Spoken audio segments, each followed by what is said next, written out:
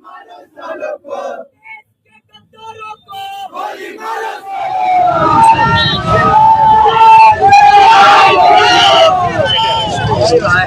विरोध उन देशद्रोहियों के लिए है जो भारत देश में रह करके, भारत का खाना खा करके, भारत का नागरिकता लेकर के, भारत का सरकारी लाभ उठाते हुए, यहाँ का आरक्षण लेते हुए भी वो भारत माता की जय बोलने में जिसको दिक्कत होता है, लेकिन वो मुहर्रम के जुलूस में या अपना कोई धार्मिक जुलूस में वो अपना फिलिस्तीन का या कभी फिलिस्तीन का, कभी पाकिस्तान का झंडा ये लहराते हैं और उसका वो जय जयकार करते हैं। ये उन गद्दारों के लिए ये विरोध है।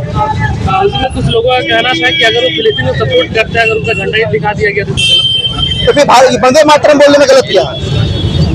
तो वंदे मातरम बोलने में गलत किया है, भारत माता की जय बोलने में ये गलत किया है, राष्ट्रीय गान गाने में गलत किया है, उसमें तो कोई गलत नहीं होना चाहिए। प्रशासन से, सरकार से क्या मांग करते हैं? प्रशासन या सरकार से यही मांग करेंगे कि जिस तरह से अभी पिछले रामनवमी के समय में हजारीबाग में अमन कुमार जी का भी जिस तरह से भी गिरफ्तारी हो गया था, तो हम ये बात बोलना चाहते हैं, जो अपने धर्म का जुलूस, अपने धार्मिक दिन में, अपना त्योहार के दिन जो अपना धार्मिक जुलूस को निकाला था, उनका जब गिरफ्तारी हो सकता है, तो जो ये अपना मुहर्रम का जुलूस में जो फिलिस्तीन का झंडा निकाला जा रहा है।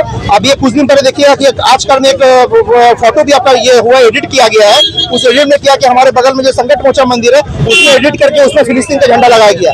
उन लोग ये सरकार का कानून क्या कार्रवाई कर रही है?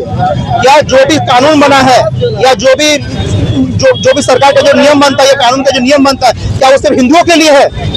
और जो अपने आप को शांतिप्रिय धर्म बोलता है, उनके हर पर्व में, चाहे ईद हो, चाहे मुहर्रम हो, चाहे बकरीद हो, कोई भी उनका त्योहार होता है, उस त्योहार में देखिएगा कि शांतिप्रिय धर्म वालों का, वही लोग का पर्व में हमेशा अशांति फैलता है, पूरा देश का अशांति फैलता है। अभी देखिएगा कि मुहर्रम का जुलूस में सिर्फ झारखंड नहीं, देश के कई राज्य में फिलिस्तीन का झंडा दिखाया गया। कई जगह पर आपका दंगा हुआ है, कई जगह पे आपका दंगा हुआ, वहाँ पे पथराव किया गया। क्यों ऐसा? रामनवमी का भी, हम लोग का भी रामनवमी का जुलूस निकलता है, महावीर जयंती का जुलूस निकलता है, यहाँ भी उल्टा होता है, हम लोग का रामनवमी का जुलूस निकलता है, उसमें उन लोगों के द्वारा हम लोग के धार्मिक भावनाओं को ठेस पहुंचाते हुए हम लोगों पर पथराव किया जाता है। और यहाँ पे उन लोग का जिस तरह धर्म का इस तरह निकलता, मुहर्रम हो गया या ईद हो गया, उसमें भी दूसरे धर्म को ठेस पहुंचाने के लिए हमेशा हिंदुओं को परिवार किया जाता है। इसलिए ये नारा है कि देश के गद्दारों को गोली मारो, सालों को।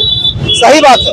ये सरकार में जो हम लोग का देश का कानून है, हमारे देश का कानून क्या है कि आप बहुत सारे ऐसे घटना सुने होंगे कि जो माइनर है उन लोग के द्वारा बलात्कार किया गया, लेकिन वो माइनर होने के चलते उनको छोड़ दिया जाता है। दंगा भड़काने कोशिश किया जाता, ये क्या बोलते हैं, हमला किया या पथराव किया जाता, लेकिन बाद में उसको छोड़ दिया जाता। क्यों छोड़ दिया जाता? क्योंकि माइनर है। हमारा देश का कानून व्यवस्था इतना कमजोर हो गया है और हमारा देश का कानून व्यवस्था इतना कमजोर है कि जिससे ये अब जरूरी है कि हम सभी को अपना धर्म का रक्षा के लिए, अपना राष्ट्र की रक्षा के लिए अगर हाथ में हथियार उठाना पड़ेगा तो उठाएंगे हम लोग।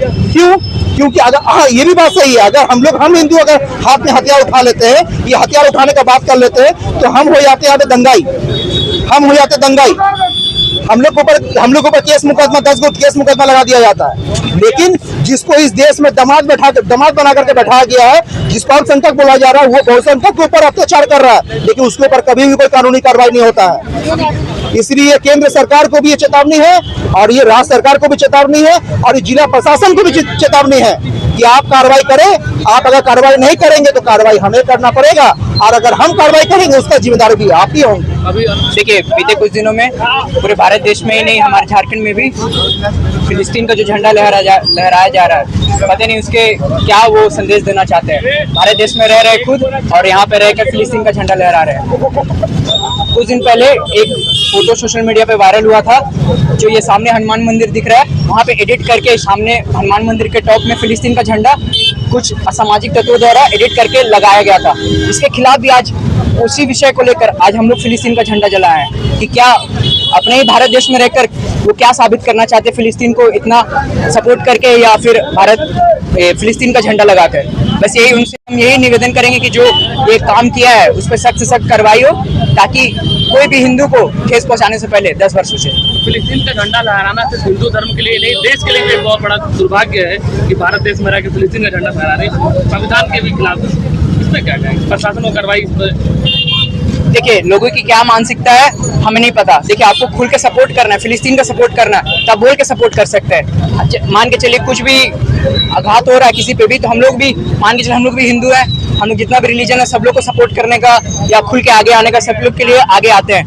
तो किसी भी चीज को लेकर मान के चलिए फिलिस्तीन में हो रहा है तो भारत देश में रहकर दूसरे देश का झंडा लहराना क्या उन लोग का मानसिकता है, ये वही लोग से जाके पूछना पड़ेगा हम लोगों को कि क्या वो आगे चाह रहे हैं भारत देश को फिलिस्तीन बनाना चाह रहे हैं या उनका और कुछ निर्णय है कि भारत देश में रहकर क्या क्या वो गतिविधि दे पाएंगे या फिर भारत देश के लिए क्या वो आगे प्लान कर रहे हैं। इस पे हम लोग को चर्चा और खुद में तैयार रहना पड़ेगा। और एक छोटा सा संदेश भी देंगे, जितने भी हिंदू भाई हैं सभी लोग जागरूक हो जाएं, क्योंकि ऐसा परिस्थिति नहीं है कि अब हम लोग को कोई ना कोई आके बचाएगा।